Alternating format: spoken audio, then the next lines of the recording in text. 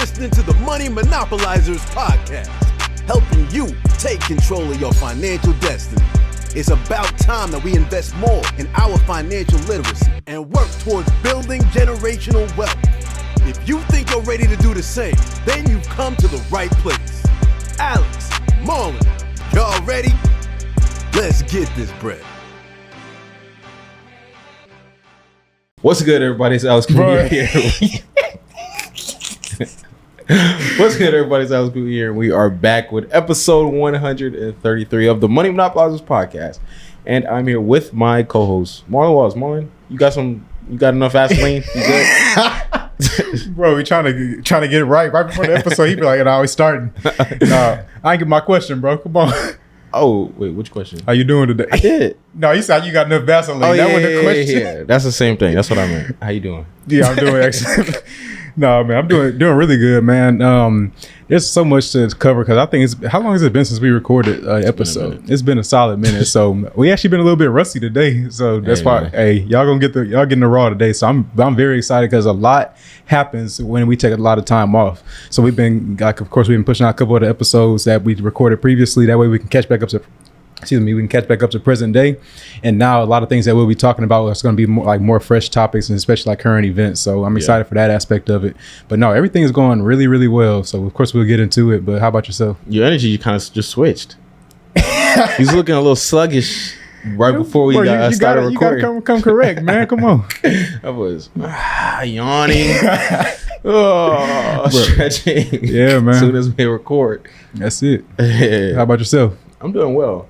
Things is going well. Told y'all about to get the raw today. It's a little rusty. It's funny. I was just thinking what we was saying earlier. But things is going well. I'm happy to be recording again. I feel like it's been a minute since we recorded an episode. I think the last time we recorded Oh, no, we was in Houston.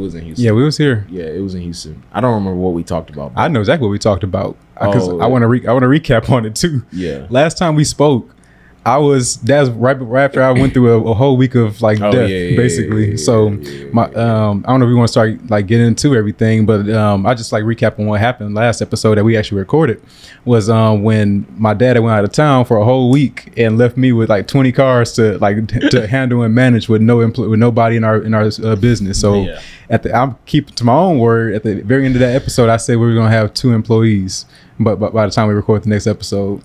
Well, welcome, guys. This is the next episode. We are 2 employees later, and we have another one coming in, too. So it's going to actually be an operations manager and 2 fleet specialists. Yeah. A lot has happened in the past couple of weeks, so I'm excited to get into it. But we'll get into it in the business. For sure. But yeah, everything has, I think, just in the time. Wait, we're in April. April's already halfway through. Facts. It's really already almost over. Pretty much in May, to be honest. Don't get you started. We pretty much in 2023 according to you. Hey, bro. We're pretty much 30 according to you. Life is already over, man. Exactly. You ain't got financial freedom by now. If you ain't got, I'm pretty much, I'm getting set to, talk to God, go to heaven now. God, boy, your life's so short. No, but that's how time really be feeling, honestly, because I don't know. Because now, we're turning 26 next month, technically. Yep. And dang, that's crazy, too. It got me feeling I be feeling like I'm not doing enough.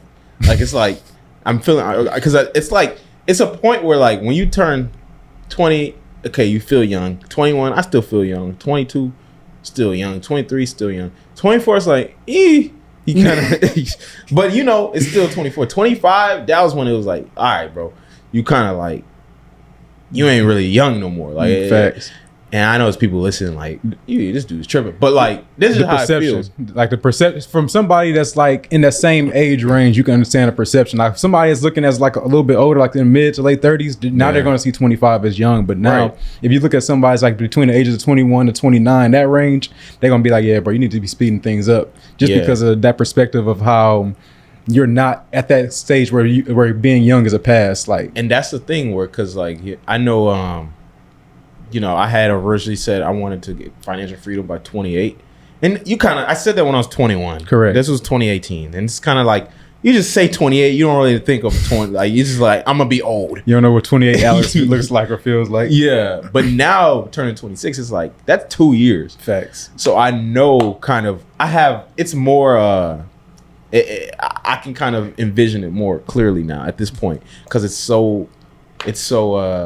close. 2 years, like 2024, bro. That's just around the corner, literally. Now, because I mean, we're almost halfway through this year, so it's really hitting me like turning 26. Because 20, I don't know, it's something about the 6 numbers, like 16, and then like 26, and then like I don't know, something about those numbers that just feel. You're on the back end of whatever 10-year time frame you're in. So 2025 is the first half, 26 to 30, that's like the second half. And the dope thing though is that, and this is kind of just where I had to always remind myself, is that things compound. So because of the fact 21 through 25 was like slow growth, progression to get into kind of financial freedom.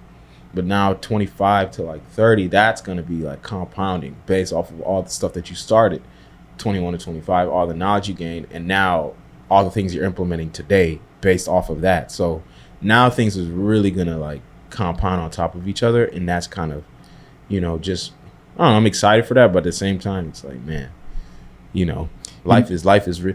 Especially seeing a lot of people we went to high school with and stuff, having kids and like growing up and stuff. It's crazy. You took it a whole nother aspect. I was going to go in one direction, but bringing up the kid, like bringing up other people in our similar situation, you see that, well, not similar situation, similar age group, you see that how definitely different paths are like, will like affect like how you are like today, like how everybody start off in the same place, but over time you start veering further and further away as time continues to go on. Yeah.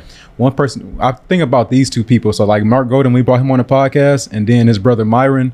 I think about how old they are. Like they're like, I don't really know their age, but I'm sure they're like in their 50s, maybe 60s. And I just look at how they are today. And I think about like where are we going in the spectrum of like where they ended up at. Right. And so and it's like you said, things compound. Like when do you get to that level of like how they think and like what they've seen and like their experiences and just their philosophy on life. And like where does our current trajectory place us at by their age? And it's kind of crazy to think about. Yeah, because I know it's kind of like, I don't know, astronomical, if we continue doing what we're doing. So I'm excited for that, and kind of, where all the things we've been doing for the last few years. It's like the podcast, where it's going to kind of take us in the sense of over the next few years. It's going to be exciting. And yeah, man. So just some things I've been thinking of getting older now. My dude son here, but wise old man. Hey, yeah, son, let me tell you about this, man. Getting old, bro. Hey, I got some experiences. Especially over the last few years. I got some experiences in a bunch of different areas. So, I could tell you a little thing or two. You know what I'm saying? I could advise, somebody. Which I know about that. You know start saying. Hey, man. Come on, man. I don't know about that. Shoot. That's kind of that. What I want to do now, obviously, is get into our business updates and then kind of get the show cracking along. I'm not even 100% sure what we finna get into today, but I guess y'all gonna find out when we find out. So right, it's time. I guess I got my swagger back. Keep them posted. But now, obviously now, like I said, pushing the end of April, towards the end of end of April when this releases. How have things been for you in the business over the last month? I know you got a lot to talk about, so let's get into that. Open up my book. All right. Man, so like I said before, episode 130 was the last one we actually recorded, like the most recent one we recorded, and we had talked about how that particular week was spring break week. And you're right. Welcome everyone. My name is Marlon, and I actually run a rental car business. So me and my dad started this business together back in August of 2020. So we only had one car. We scaled up to, I think we acquired 12 cars in 2021, ended off with 10. And now this year we actually have scaled to a total of 23 cars in our fleet. We actually just let go of one though. As one of our employees came in, we actually gave it to him. So we have 22 currently active. But that scale happened primarily between like the end of February and middle of March. Like we scaled from 10 to 22 or 23 within that little time frame. Like less than a month, we scaled that quickly. And that's because of the things that we've learned along the way about how to scale a little bit faster. So rewind it back a little bit. We got those cars primarily around like spring break time, like around middle of March, like a little bit before that. And during that middle of March time frame, like 1 week out of it, my dad had went out of town. So that's when right before we recorded episode 130. And that meant that because we didn't have any employees or anybody in our business, I did pretty much everything in the business, between onboarding the cars, between cleaning them and prepping them up, between prepping them up for the different trips. Every single thing inside the business I was doing. And so that meant that I had no time to actually grow the business. And one thing I was teaching from that episode is that people typically do this in entrepreneurship, where they will actually they would either choose to go get the work, or they can go get people to and then like sell them on the vision and then bring in the work after. Most people are going to go try to approach getting the work first and delay bringing on people into their business. We learned the hard way. That's not the way to do it. So what I actually did is I told our investors and everybody to take a step back and say, we're not going to bring on any more cars. Right now, we're going to actually restructure. We're going to like get more foundation as far as like bringing on employees, and then we're going to start bringing on more cars after. That's a CEO move right there. Yes, that's a big time move. That was very important. It's like, there's a philosophy that says slow down to speed up. Yeah. So you can scale, but if you scale a mess, you can't sustain it. So like if we had scaled to 50 cars, we wouldn't even be able to run it. We wouldn't be able to even go get employees because we're checking out a car every single 20 minutes. So it wouldn't have been possible to scale up to that level. So you have to really analyze your situation and say, there's no lack of cars that we can get. We can get an unlimited amount of cars. That's not the issue. Can you handle it though? And so that's why for the past, ever since we recorded that episode, I actually said at the end, we're going to have 2 employees by the next time we record this podcast.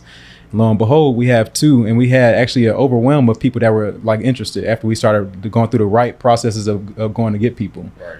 And so now we have 2 employees. They've been ingrained into it. So now I'm kind of out of the day to day as far as actually I haven't cleaned the car since last time we spoke. Oh, wow. So that's a great thing about it.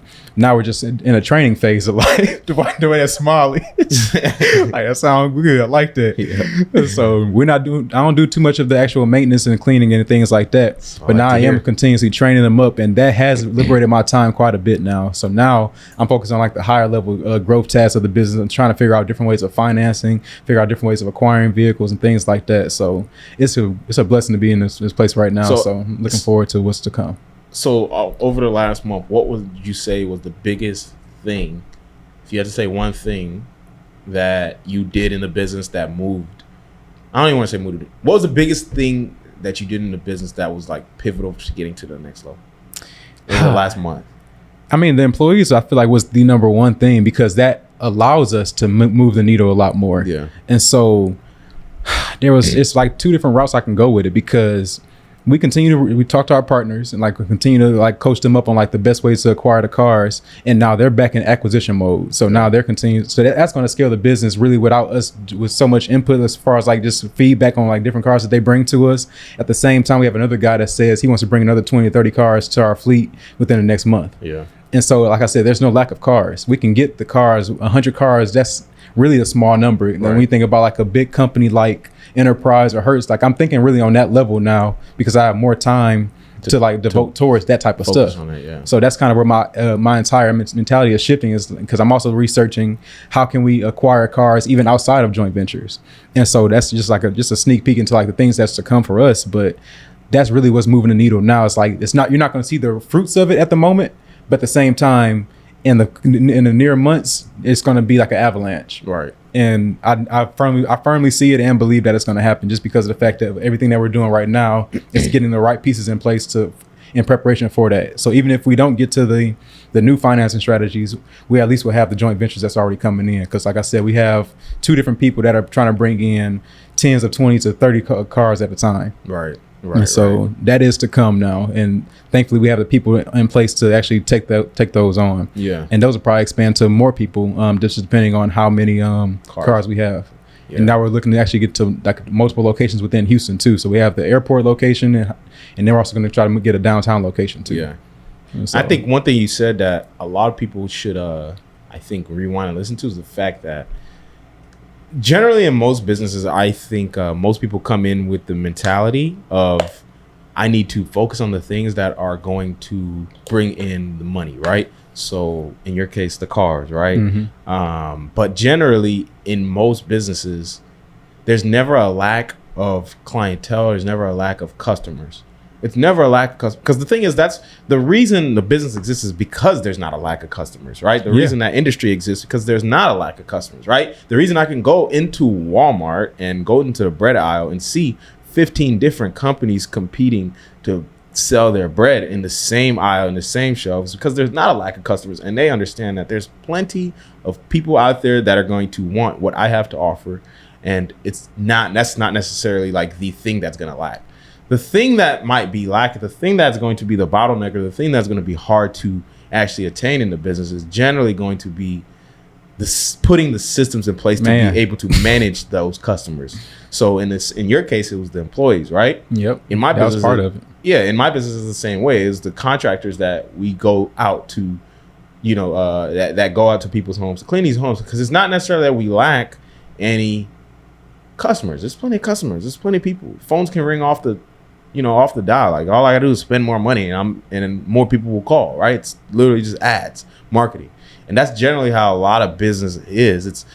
I think a lot of people, especially when you're new, you focus so much on that versus focusing on the systems that are going to actually help you manage that influx of customers. Because it like you said, it's going to be one thing to like have those customers or that money or that revenue or whatever coming in, but if you can't efficiently manage it and be able to grow while it's continuing to come in, then you're never going to really scale, because you're going to be always so focused on the day-to-day stuff to manage that yourself versus putting together the infrastructure that you can use to continue to grow with more and more while you make more and more money, if that makes sense. So I'll just share this part too with it, just because this to give it more of a tangible, just showed you like what this looks like in real time. Right. Our revenue from both January and February were right around like 8,000 to 10,000 in the business. It jumped to 20,000 in March alone, and now it's jumped to 25,000 in April, and that's at a slow pace right now. So like I said, all you do is throw another 20. If you throw 20 cars in there, that's going to up the income by another 20 to 30,000 again. So problem. The people are looking to do that too. They want to throw us cars. We have to have a system that can actually operate those cars though, because one thing that we've learned from bringing on the employees is that we have to change a lot of stuff of how we operate it. In regards to like, they have to actually operate differently, because we didn't give them the same exact system that we were using. Like, they don't access our main Turo page. They access like different outside sources, and now we have to make sure that we have systems to help them out to be able to communicate to us as the managers what like a check-in or a checkout. They need to have a system of how they can deliver that information to us while we're remote somewhere else. Yeah. And so that's what we've been putting together recently, is like making sure that they had their proper systems in place. That's why I'm still glad that we didn't get a whole bunch of cars at the moment. And we could have handled it, but they can train on these 20 cars as opposed to training on 50. Right. And so now we can figure out where the bugs are early on, because once that system is in place, that is it's going to help you scale without bound, because a superior system can operate no matter how many cars are coming in, because now you have just a superior way of operation that's going to be fluid, that makes it easy for everybody to operate through. Yeah, and I think that's really what business is in the essence, is the fact how well are your systems and how well is your infrastructure to manage your revenue source. That's really what you're doing.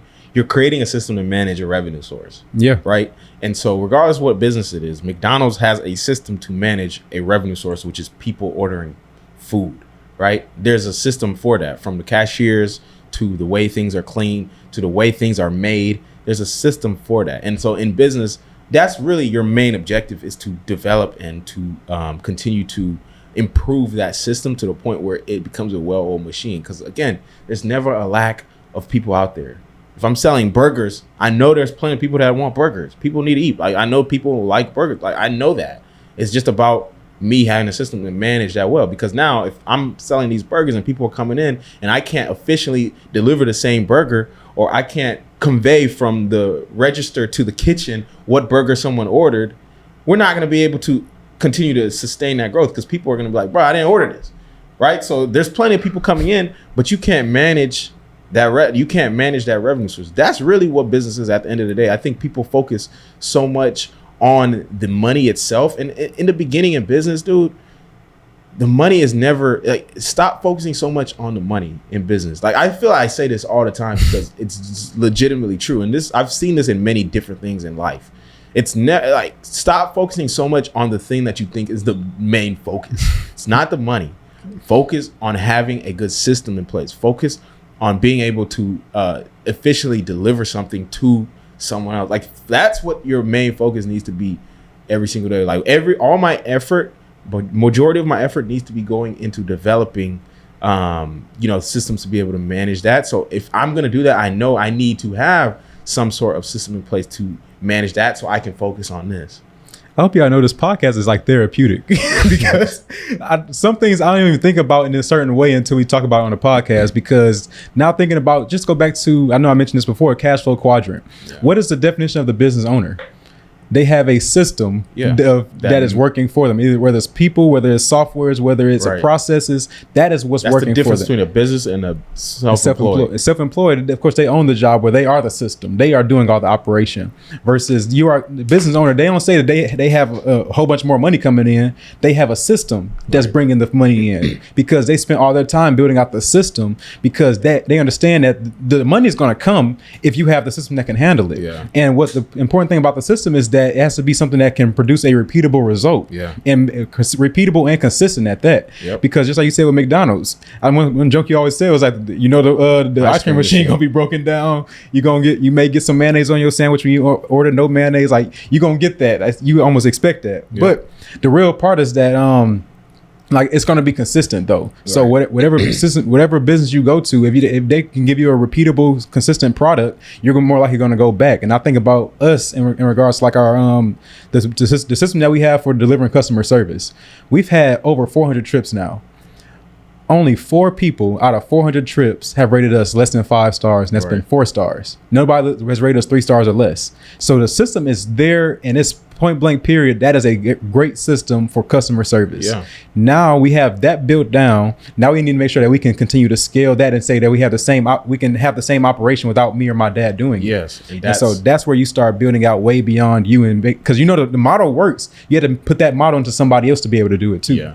And that's the dope part about business. That's what makes business so fun. I think in my part is like, in my views, A/B testing things, because I know, when it's small, I can focus on like iterating and trying new things. Right? You figure those things out when you're small, because now, if it works on a small scale, it's going to work on a large scale. Again, the problem isn't going to be getting more money or making more money. There's plenty of money.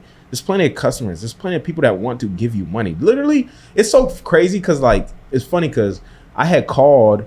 I don't like cutting my grass anymore. Like that's you saw my grass when you pull it up, right? Yeah. Because I'm outsourcing. I'm trying to figure out who's gonna be my guy. I need to talk to the guy across the street to figure out who he used. I'm done. Completely. Yeah, man. And to me, I had a corner lot, and it's like the side is just like way too long, and like grass is growing out the curbs and whatever. So, anyways, that's like besides the point. But I'm tired of cutting the grass because it literally takes me like 3 to 4 hours. Return on time is not there. It's non-existent. So my whole thing is, and side note about that too, this is not even my point, but generally I think that, because a lot of people think that, wealthy people and rich people, the reason that they have people to cut their grass and clean their house and cook their meals is because they're rich. But I look at it as the opposite. They're rich because they have people to cut their grass, to do their laundry, to clean their house. They're rich because of that, right? Because they understand that my time is worth a lot more than the 4 hours that I'm gonna spend cutting my grass or cooking my meals or whatever the case may be. I could be spending that time doing things that are going to move the needle for me and my business and allow me to make more money. My time is worth $1,000 an hour. If I'm gonna go cut the grass, I'm doing a $10 an hour task. Probably, yeah. That's at the end of the day, yes. Because you probably, what do you pay to get the grass cut? That's what I was finna get into, right? So I paid the guy, I paid him like $80 to cut my front lawn. They had it was 2 guys. They took, I think they took 2 hours each. So that is technically 4 work hours, right? Mm-hmm. So 80 divided by 4 is 20. So you had 2 people working, and they still took how many hours? It took 2 hours. So it's 4 hours. Yeah. So it's the same thing I would spend by myself. So it's 4 hours. So it's like $20 an hour. It's a $20 an hour task. My time is worth a lot more than $20 an hour. My time is worth $1,000 an hour minimum. I think $10,000 an hour generally, based off of the things I'm doing now. Especially, I think my scale is that the price goes up. Yeah, like my time is only becoming more valuable, so I can't spend time cutting the grass. That wasn't even the point I was trying to make. But the point I was trying to make was back to the systems, right? Is I'm literally trying to call people, like trying to find someone to cut my grass. I'm calling different companies, and literally, all of these companies have terrible systems. Ooh, and it's either they're not answering the phone, the line is staying busy, or when I call them, they're like not able to quote me or whatever. And it's just like, dude, if you have this is why I say there's no shortage of money. I was willing to pay you. I have money in my pocket I want to give you. All you need to do is have a system in place to be able to meet my expectations and manage that revenue stream. So it's literally, if you can quote me over the phone, if you can answer the phone, number one, very simple, literally answer the phone, and you're already ahead of 90% of the competition. And this is why in my business it became so important that we don't miss calls. Right. And I became very strict with all of our staff about missing calls, because I know me as a consumer, if I'm calling a company, I don't want to get put on hold. I'm not trying to sit here and wait. I'd rather have staff on standby waiting for people to call versus customers calling, waiting for people to pick up the phone. Because I know if I'm a customer and I'm calling, I'm giving you a couple minutes to pick up. If you don't, I'm going to the next. I'm not waiting for you. I'm going to give the next person my money. So anyways, that's why I say in business, it's not about the money. And I'm calling this company, and the dude I'm talking to is the owner. I'm talking to the owner of the company. He's telling me, hey, man, I'm out on a job. Can I give you a call back? I'm like, dude, why are you out on a job? Why are you out cutting your... Why are you the one that is out on the job and answering picking the phones? Like, right. Pick one, bro. You either going to go pick up the phones, or you going to be out cutting the grass yourself. Why are you doing both? You're literally cutting grass and talking to me on the phone. What are you doing? And the guy had like a bunch of 4-star or 5-star reviews on Google, so obviously he does a good job. But I know he's burning himself out. I know he's murdering himself trying to do something like that. And it's just like, bruh, you can make so much more money if you just focused on the systems initially.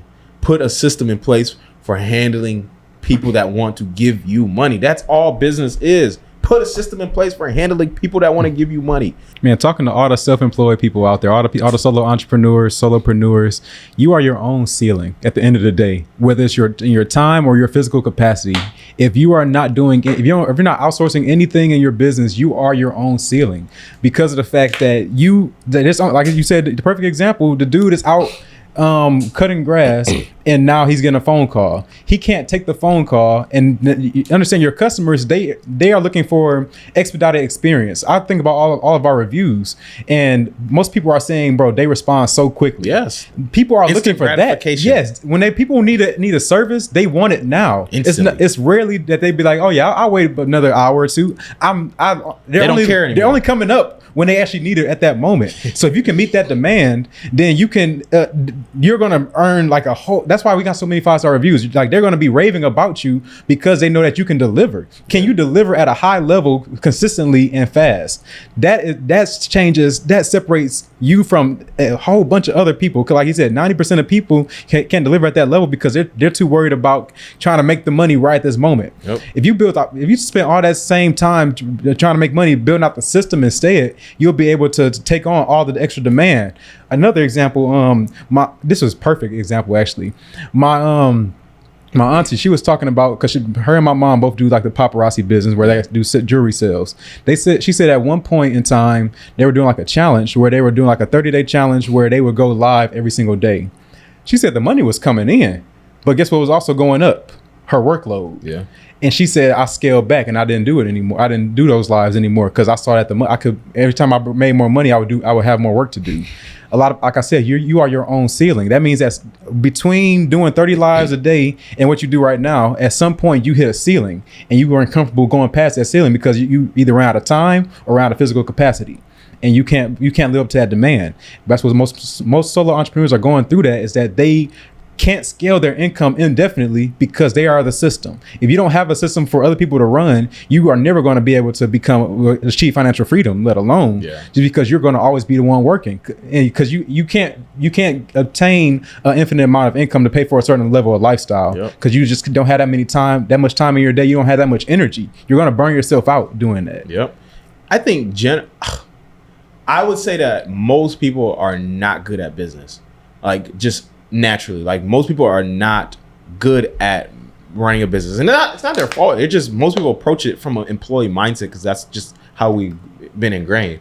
But generally, the only time and I don't want to say only, but unless you're going into a big business that's a big business that's a public company or something. Like if I walk into Walmart, there's certain problems I don't expect to have, right? If I walk into the AT&T store, there's certain problems. The Apple store, there's certain problems I don't expect to have, right? I don't expect to walk in there and get put on hold. I don't expect to walk in there and say, oh, we don't have anyone to be able to take your order. We don't have, I don't expect to go in there and someone say, oh, we're scaling back because we had too many people come. I don't expect certain things like that, right? But the thing is, all these businesses started as small businesses as well. Walmart, AT&T, Apple, all these companies literally started as small businesses with one person, and they scaled and grew to where they are now. But the only way they did it, I think people see businesses and it's so out of touch with reality that we don't understand that like these were like literally someone's small business at some point. Like maybe very long, it could have been 100 years ago, but it was still someone's small business. They just a lot of people picture that it was just always like this. Yeah, like you just envision Walmart as just always been. Walmart was, I forgot what it used to be called. It's like Walton's Deli or something. It was something small in Arkansas a long time ago, and it wasn't even his first business. So it's like, understand that like that is a journey in itself, and that at the end of the day, you have to understand what your goal in business is, because if your goal is to grow to that, cool, that's fine. You need to be growing to that. Now, if your goal is not necessarily to get that big, you still shouldn't be treating business as a job, right? Because the goal of business, in my belief, should be passive ownership. Passive ownership. Fact, man. I want to own my business without doing any work. I want to make money and not do work. What's the problem? I don't feel like I'm not asking for too much, am I? According to the employee, yes, that's they be upset about that. Yeah, well, hope they're not listening. No, funny thing about this. So, like you said, people are approaching business with an employee mindset. You know, one of the hardest things that's been to do since getting employees. What? Getting my dad to stop doing the work. I'm like, you're taking away their work. They come to work and they're waiting to clean a car or check out a car. He's like, all right, check that one out for you, man. What you mean? What you do that for? You checked the car out. What you? All right, clean the. Why you clean the car? We're paying them for that. We're literally getting paid more than what we have in capacity at the moment. Yeah. To make sure that they are taken care of, because now we can go scale. Yeah. We scaled. We can pay them and then have extra surplus. That's the whole thing we need to be focused on now. So that's why I'm saying a lot of people actually are approaching it with that same mentality, because they're not going to approach it in a sense of, let me liberate my time so I can go scale the business and make it passive for me. They are approaching it saying, I'm going to actually do the physical work in the business, and it's like, oh yeah, I enjoy doing this. Yeah. Okay, wait, you might actually stay an employee at the end. That's the point. If that's at that point, and that's, you got to be honest with yourself at that point. You do. What do you like to do? If you really like to do the actual physical labor, find somebody that is actually the entrepreneur or the business owner and work for them, and just find the right one that you actually like to work for. Yeah. I would say that might be best for you, because it really is not for everybody at the end of the day. I think the reason a lot of people do approach business with employee mindsets is because they want to feel like they're doing something. Just because they want, like, you still know, okay, this is my business, and I know if I do something, I know I'm at least doing something in my business. I'm working, I'm putting in that work. But at the end of the day, if you're not putting in the right work, you might as well put in no work, right? Because the right work is going to be the work that's going to scale the business. Doing the things that are not scaling the business, doing the things that are keeping you locked in the day to day, you might as well stay at a job. You really should. 'Cause that's all you have. You have a glorified job that now you literally report to yourself. What did Michael Gerber say? He said, if you are a self-employed person, you work for the craziest person in the world. You had the craziest boss in the world, and that's yourself. Yeah, man.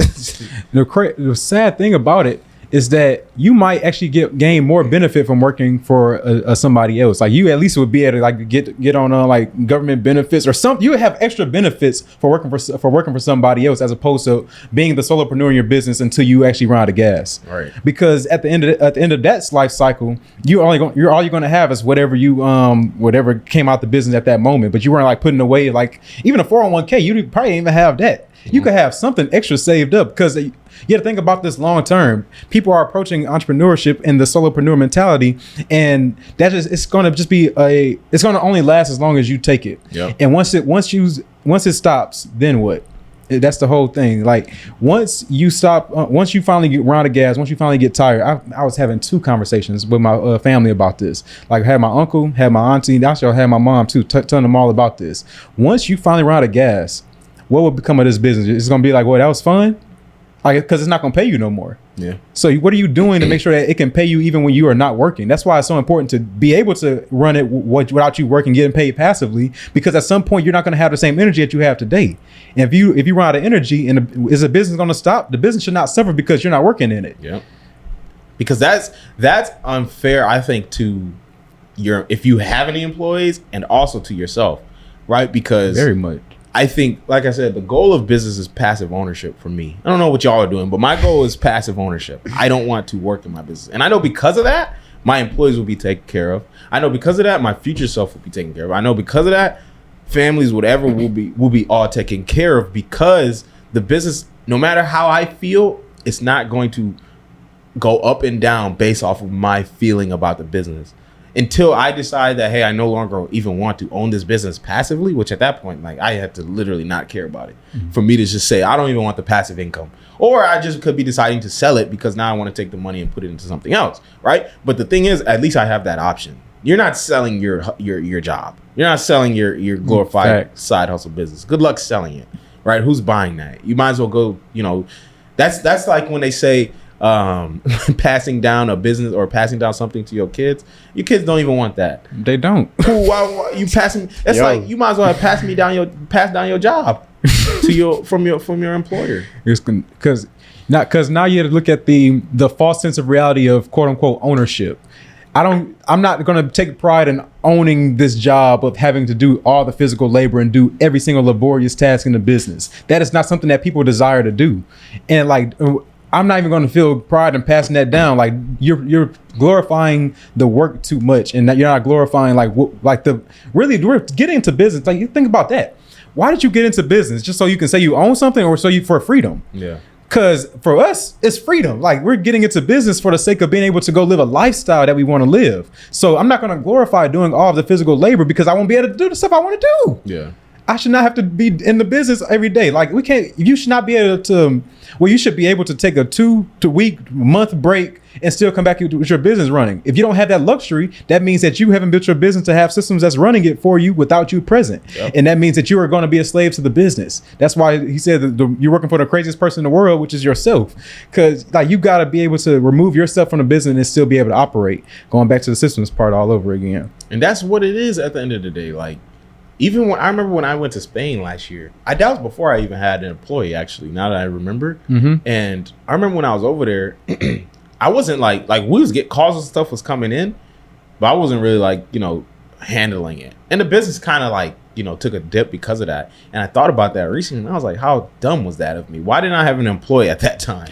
And it was just like, I don't know. At that point, I guess I wasn't necessarily there in my business ready for that. But I mean, I had one, literally the next month when I came back. But still, that's what I think about. Like, you're not going to be able to take a vacation. You're not going to be able to do anything at all because you just got yourself a job. And now, at least with a job, like you said, you had at least 2 weeks off. Facts. At your job. You could at least took a vacation on your job. And at least when you come back, you'll still be there. Take a vacation from your business. You might not be there when you come back.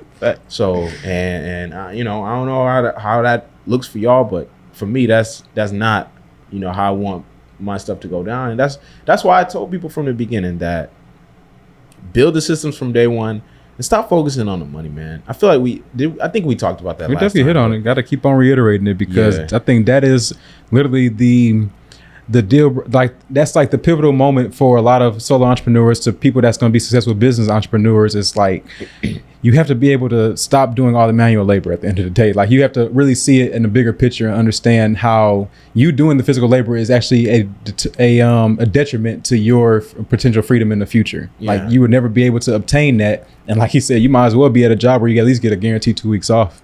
Like that's actually a better alternative. Crazy enough. Yeah, you got guaranteed income, 401k, 2 weeks off. That's nice. You're a good slave, good, and nice and taken care of.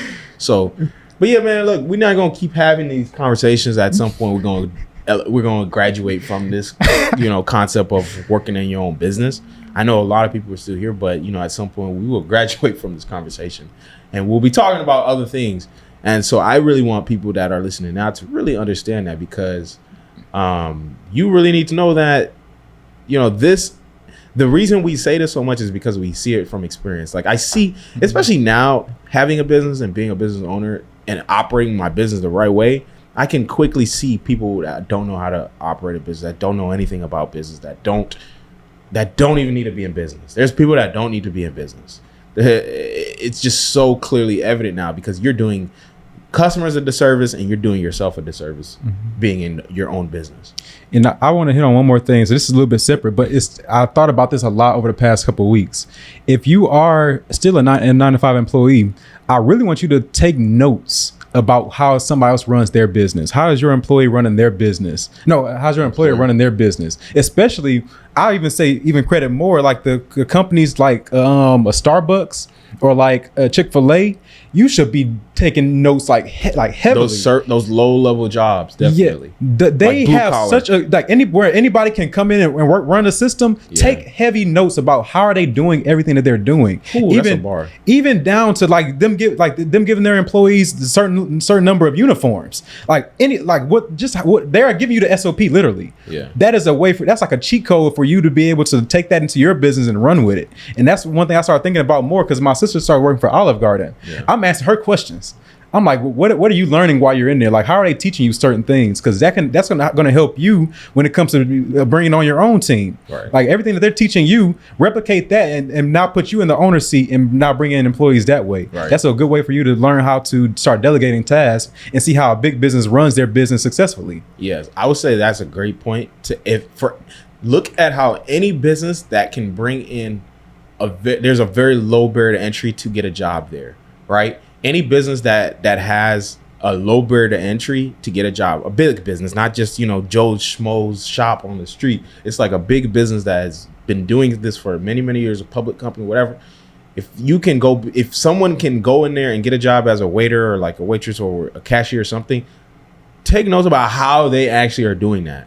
Because in order to have a business set to where anyone can come in and operate and they can still do it successfully, they obviously have good systems because they're letting anybody run their business. That's essentially what these companies are doing. Facts. People that they don't even know are running their business because they have systems. So I understand that in business, I don't need to hire superstars. I don't need to have superstar people because I understand that my systems make people look like superstars. Man, if I have that's a bar. The right systems in place, I can make anybody. I can get a crackhead off the street and teach them how to operate or run my business. It's just a fact of the matter because they're not doing it off vibes. They're doing it off of what I say they're going to be doing it off of. And that's why it's so important, man.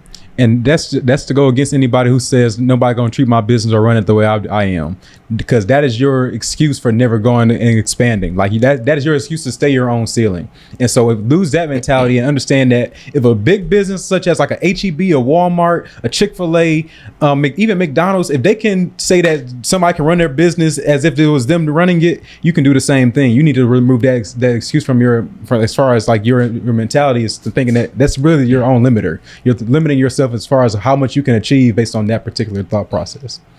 100. So really all I wanted to get into. It's funny, I didn't even get into my business updates. But we still on business updates. We ain't got to the episode yet. I've been thought about that. I said I'm gonna leave it alone. Yeah, so we still on business updates right now. No, man, I ain't got nothing for you. I don't even know what business you in, to be honest. That's crazy. I ain't got nothing for you. Business is good. We'll just say that. Everything I said is how business is going for me. So That's you can kind of just let your imagination run. But no, business. I will say though, business has been going great. I just hired another staff member last week, and now because I had mentioned how we didn't. I was saying we were missing calls. And stuff like that, and I didn't like that because I had that experience with when I was trying to call the loan company, and I didn't like the fact that nobody was picking up the phone. So I was like, dang, people probably feel that way when they call my business. So we're not having that. So now I create a call log. There's systems I see every single call. I see why. I created this is how obsessed I am with systems. Man, I created pretty much with Excel and spreadsheets, whatever you can create. It's pretty much you create software. It's like I feel like I coded this software pretty much. Like literally I created a software for this. And I coded something to myself. That's a whole nother story. It becomes a system, right? Like technology is part of your systems, right? Because having that, you can make data-driven decisions, and I make data-driven decisions in life and in business. But for me, I have created a system to where now I can see every call that comes in, where it came in from, what time it came in from, whether it was a paid call. I can see whether it was a booked service from that call. I can see whether we missed a call. I can see how long it took us to call that person back if we missed a call. I can see if we booked them after we called them back after missing that call. I can see also the reason for not booking, and then I can also see whether or not that lead got disputed or not, which is something that is specific in my business. So I created that because I just really was like, I needed to know more about necessarily what was going, because again, when you hire people, you kind of become hands off. So I needed to like know more what's going on when I'm not seeing things. So my question for you for that, all of that you just said, could anybody else in your business have done that particular task? No, there was nothing. I was the only one that could do that. No, but so this is how you identify which tasks you should be doing. The ones that only you can do. Yeah. At the end of the day, like nobody else would have ever done that particular task in the business, but that is revolutionary for how sellable, how profitable, how desirable that business is. If you can track that's KPIs on steroids at that point, because now you can start narrowing down to the T where's the bottleneck in our business, and now you can that goes so in depth into really being able to point out like how your business can continue to grow just by recognizing those different things. But nobody can do that particular task but you. Exactly. I literally couldn't. There was nothing I could tell someone that would. It's in my brain only. Yes. There was nobody that could have done that except me, because I literally had to take what was in my head and put it onto, make it reality. And that is like you said, that's the task that you should be. That's where my time should be spent. And that took me like 2 hours to do in the whole week. It don't take long, but what really allowed you to be able to do that in the first place was being able to observe what was going on in the business, just watching. Like just being able to watch how somebody operates, you can start picking out what's going wrong. Why are we missing this? And being able to have the liberty of time to answer that question of why is this happening? Yep. That allows you to come up with a solution. Once you identify once you question why is it happening, now you can start thinking about how can we make sure this doesn't happen. Yeah. You have time to answer those questions and then come up with a solution. And then implement an actual system to track it. Yep. And now, based off of that, I can make, like I said, decisions that are going to help the business move forward. Because now, if I don't know that information, we're just kind of moving off of vibes. But now I can see like, we're getting 15% of our calls are getting booked because customers said that the price was too high, and 10% are getting booked because we didn't have enough cleaners available on this specific day. And I see that day happens to be a Thursday afternoon. Like those kinds of things, if you're in your business doing all the stuff you're in your business, you're not even thinking that deep. It's just because you're so worried about just staying afloat. Yep. You don't have the luxury to even think that deep. My point exactly. You are just focusing on making sure you continue to make money, right? I know the money is there. I'm focusing on making sure we're being efficient. I'm focusing on making sure that every dollar now, instead of just spending money, we're spending the money in the most efficient way. Yep. And so those simple, it's not even a hard task, but that's something like that. That makes your business that much more valuable, and it makes your business that much more profitable. It makes your business grow or scale that much more fast. And so that is the kind of stuff that I focus on. Because of that, I was able to make another hire, and I know now, I checked the call log for last week. We only missed 2 calls, I think, in the whole week. And it's like, cool. Now we should never not get a booking because of not missing, because we didn't think about how much more money comes in because you made that correction versus you spending your time going to clean the house. Yeah. How much more money can be made with you cleaning the house versus you doing something like that? Yeah. Like now you can start seeing what a growth task looks like versus what a actual busy task looks like in your business. Something that's moving the needle, like scaling you in a large way versus doing a day-to-day mundane task that's really not going to do anything but continue the operation. And the operation, like I said, you're going to burn yourself out just doing a day-to-day operation. That's not something that's going to be sustainable 30, 40 years from now. But right. Something like this, that can revolutionize your entire business for a lifetime in itself. As far as like somebody being able to come in and say, oh, I love that concept of your business. I'm going to take that. Like I'm going to buy. I value your business more because of that. Yeah. That's something that's going to make your business that much more valuable in the long run. And that is the essence of the whole conversation, because at the end of the day, I don't plan to do this business probably not even the next 5 years. Yeah. And so like I'm just keeping it 100 with y'all. It's just something I'm doing right now. It got me to the point I needed to now, but it's always something next. So understand that, the things that we talk about, the things we do, that they're all for a reason. It's not just, like I said last time, I don't say things just to have a catchphrase. My catchphrase is not get systems and have SOPs. This is a reality of, if you're in business, you need to be doing this. If you're not in business, cool. And that's, this conversation is not for you. This is, if you're an investor or whatever, then that's a whole nother conversation. But as a business owner, entrepreneur, then this is what you really need to be focused on. So what we'll do now is transition to our last segment before we wrap up the show, which will be... Can we do 2 more segments? Yeah, sure. Next segment, which will be Ask Monopolizer. How can I be successful? How can I follow the path that someone else has laid for me to be successful? Ask the Monopolizers. So I like this question. This came from Amoniki. Sorry if I said your name wrong, but you're on Instagram. He said he loved the last episode. It's one of the best yet. I think that's probably episode 130. But he said, question for Answer Monopolizers. What was the toughest challenge while building out your SOPs? And he had 2 questions, but I'm going to answer that one first. You can go first. Biggest challenge when building out SOPs? Doing them.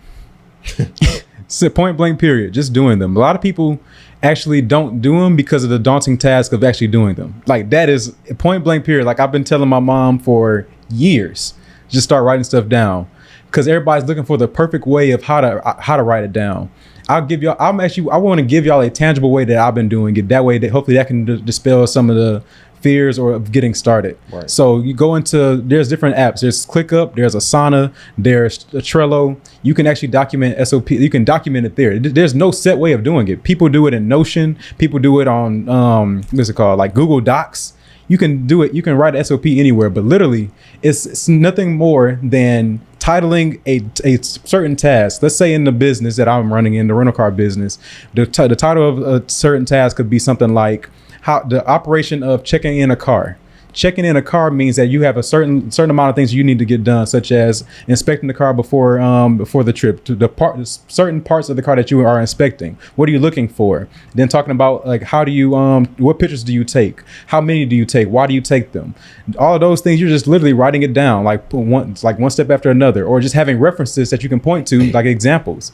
All of those things, you do it all the time. It's just about writing it down. And like I said, the biggest obstacle for people is just doing it, because you're too worried about actually doing the labor rather than writing down what you're doing. But because you don't never write it down, you'll never actually be able to hire somebody else to come do it for you, because it's all in your head, but nobody else can know about it but you. Well, what was the question? Sorry. The question was, what was the toughest challenge while building out your SOPs? Oh, the toughest challenge. Good question. I would probably say it was continuing to reiterate them, because that's big too. Yeah, the first time you do them, you're just documenting what you think is right. But as time goes on, it's important to remember you have to update them and refresh them, because things change. And if you don't update them, then it's pretty much like you don't have them, right? And it's outdated. Yeah, it's outdated, and you don't want to be using telling people to do outdated things. That's why anytime I think of something new in my business, I go first, before I even tell them, I go first look at the SOPs, and I'll update the SOPs first before I tell any of the staff, like, hey, this is a new change we're doing, yada, yada. I always look at the SOPs first anytime I think of something. So that needs to be like your first thing in your mind is just making sure they're staying up to date and just continuing to update them as things do change in your business, especially early on, because they will change. Mine probably haven't for certain aspects like sales, they haven't really changed in probably 6, 7, 8 months. I haven't really had to change it.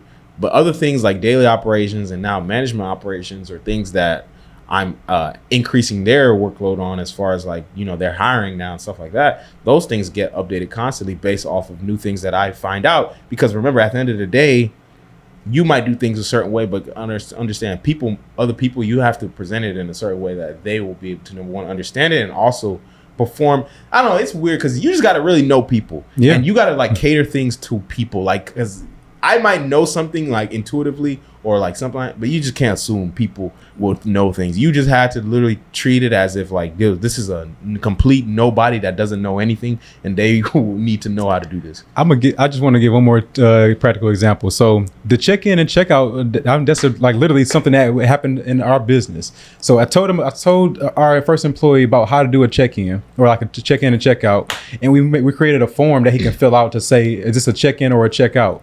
I never thought about this when we were doing it because we knew what a check-in was. He thought that checking out meant that the car was leaving.